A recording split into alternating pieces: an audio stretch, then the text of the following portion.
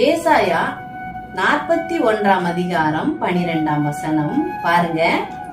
உன்னோடே போராடினவர்களை தேடியும் காணாதிருப்பாய் என்று கர்த்தர் சொல்லுகிறார். பிரியமானவர்களே, உங்ககிட்ட யார் யாரெல்லாம் போராடுறாங்களோ இன்னும் கொஞ்ச நாளையில அவங்க எல்லாரும் காணாமற் போய் விடுவார்கள் என்று கர்த்தர் சொல்லுகிறார். ஆமேன்.